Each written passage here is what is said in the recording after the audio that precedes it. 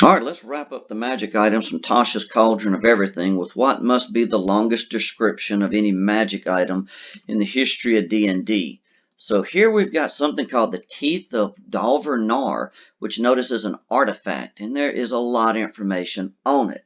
So if we look right here, they tell us the Teeth of Dahlver-Nar are stories given form. They're a collection of teeth, each suggestive of wildly different origins and made from various materials. The collection rests within a leather pouch, so I guess that's what they'll really find is this right here. Stitched with images of heroes and whimsical creatures, where the teeth fall, they bring legends to life. Using the teeth. While you're holding the pouch, use an action to draw one tooth. Roll on the Teeth of Dahlver-Nar table to determine which tooth you draw, and you can either sew the tooth or implant it. So you can put it in the ground or put it in your mouth, one or the other. If you don't sew or implant the tooth, roll a die at the end of your turn. On an even number, the tooth vanishes, and creatures appear as if you sewed the tooth, but they're hostile to you and your allies. On an odd number, the tooth replaces one of your teeth as if you implanted it, potentially replacing another implanted tooth. Each tooth can only be used once. Track which teeth have been used. If a tooth's result is rolled after it's been used, you draw the next lowest unused tooth, right? So it's all about drawing teeth right here. We'll see what all those do in just a second. So up here at the top, they talk about sewing the teeth, all right? It's one thing you can do with them. To sew the tooth, you place it on the ground in an unoccupied space within your reach, or you throw it into an unoccupied space within 10 feet of you in a body of water that's at least 50 wide and 50 long. Upon doing so, the tooth burrows into the ground and vanishes, leaving no hole behind, or it vanishes into the water. The creatures noted in the creature summoned column appear in an unoccupied space as close to where the tooth was sewn as possible. So you plant these teeth, something's going to appear. The creatures are allies to you. They speak all languages you speak and linger for 10 minutes before disappearing unless otherwise noted. Here's something else you can do. Implant the teeth. To implant the tooth, you place it in your mouth. Doesn't sound very hygienic. Whereupon one of your own teeth falls out, and the drawn tooth takes its place, resizing to fit in your mouth. Once the tooth is implanted, you gain the effect noted in the implanted effect column, which notice is right down here. The tooth can't be removed while you're attuned to the teeth, and you can't voluntarily end your attunement to them. If removed after your death, the tooth vanishes. You can have a maximum number of teeth implanted at one time equal to 1 plus your con modifier, minimum of 2 total. If you try to implant more teeth, the newly implanted tooth replaces one of the previous teeth, determined randomly. The replaced tooth vanishes and you lose the implanted effect. So they mention here recovering teeth. Once all the teeth have vanished, their pouch also vanishes. The pouch with all the teeth then appears in a random destination, which could be on a different world of the material plane. They talk about destroying the teeth. Each tooth must be destroyed individually by sewing it in the area where the tooth's story originated, with the intention to destroy it. When planted in this way, creatures summoned are not friendly to you and do not vanish. So if you want to get rid of all these teeth, you're going to fight all these creatures. Some of the creatures summoned merely head off in search of home, while others act as their tails dictate. In either case, the tooth is gone forever. So down here, they talk about these Teeth of Dahlver-Nar. So notice you can roll a d20. Looks like you could summon 9 cats. It tells you the tooth has 8 charges. As an action, you could expend 1 charge to cast the Revivify spell from the tooth.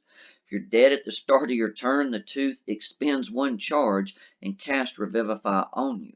Second option, it'll summon a commoner. When you finish a long rest, the tooth casts Sanctuary with a DC 18 on you, and the spell lasts for 24 hours or until you break it. Option 3, 10 goblins along with a goblin boss. When you are hit by an attack and an ally is within 5 feet of you, you can use your reaction to cause them to be hit instead. You can't use this reaction again until you finish a short or long rest. So again, these are all the implanted effects you could get from these options. Look at this one, summons 3 green hags in a coven. When you damage a target that hasn't taken a turn in this combat, the target takes an extra 3d10 slashing damage from ghostly blades. You could summon a lizard folk queen and 4 lizard folk. At that time, you'll gain reptilian scales, granting you a +2 bonus to your armor class. Additionally, when you finish a long rest, you'll have to succeed a DC 15 con saving throw or gain 1 level of exhaustion. You could summon 2 incubi. When you make a charisma check against a humanoid, you can roll a d10 and add the number rolled as a bonus. Wow, that's a big bonus. The creature then becomes hostile to you at the next dawn. You could also summon a unicorn. This tooth has 3 charges. As an action, you can expend 1 charge to touch a creature. The target regains 2d8 plus 2 hit points and all diseases and poisons affecting it are removed. When you use this action, a shimmering image of a unicorn's horn appears until the end of your turn, sprouting from your forehead. The tooth regains all expended charges at dawn. You gain the following flaw. When I see wickedness, I must oppose it. So you can heal somebody up and you're going to grow a unicorn horn at the same time. Might summon a couple of mind flayers. You'll gain telepathy out to 120 feet as described in the monster manual. You can also cast Detect Thoughts at will, while requiring no components. You also have disadvantage on Wisdom Insight and Wisdom Perception checks from constant whispers of memories in nearby minds. So notice some of these give some type of beneficial effect and at the same time something harmful. So next right here, let's get that just a little bit larger. There we go. Option 9, 4 giant toads. Now all of a sudden you can long jump up to 30 feet and high jump up to 15 with or without a running start. You might summon a giant octopus, a mage, a specter. As an action, you can use the tooth to cast Everard's Black Tentacles with a DC of 18 once the property is used. Can't be used again until dawn. Might summon a vampire, and now you gain a bite attack as an unarmed strike. On a hit, it deals 1d6 piercing plus 3d6 necrotic. That's a nice bite. You regain a number of hit points equal to the necrotic damage dealt. So look at that. You're going to damage and heal yourself at the same time. While you're in sunlight, you can't regain hit points, so you got to do this out of the sunlight. Now looking at this, I notice I don't see anything about a limit on a number. If you could just keep biting every round, that's a lot of healing. You might summon a beholder. As an action, you can cast the Eye Bite spell from the tooth.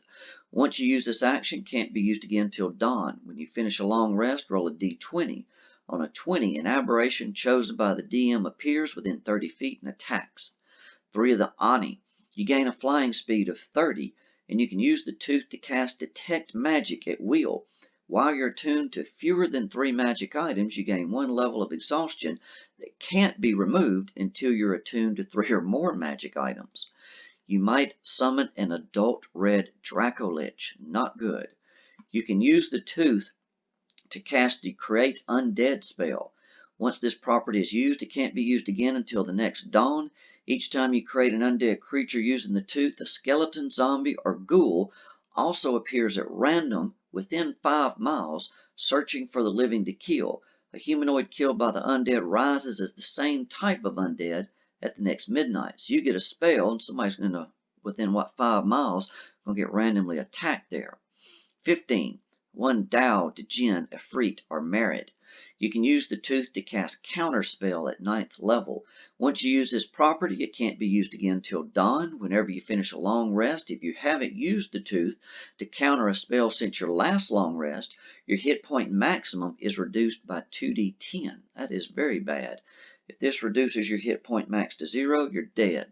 Oh, look here, you might summon a Pit Fiend. Isn't that nice?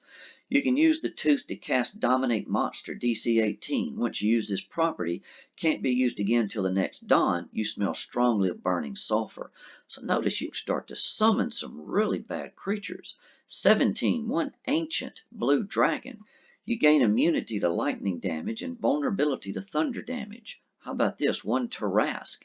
You deal double damage to objects and structures. If you take 20 or more damage in a turn, you must succeed on a DC 18 Wisdom saving throw or spend your next turn in a murderous fury.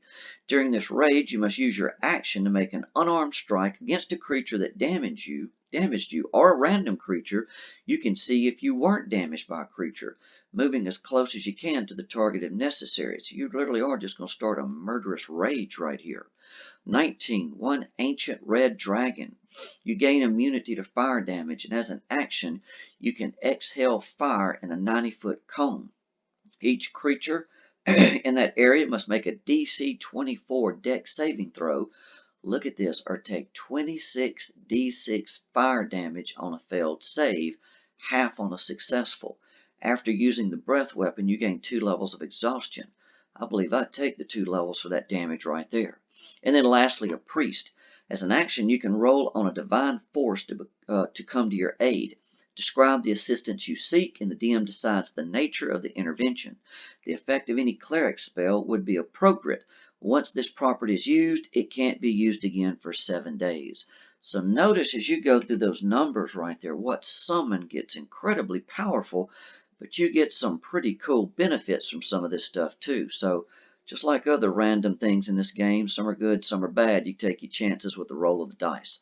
So very interesting artifact there. I can't wait to hear a story about this being used. All right, hope you enjoyed this video. Till next time, good luck and good gaming.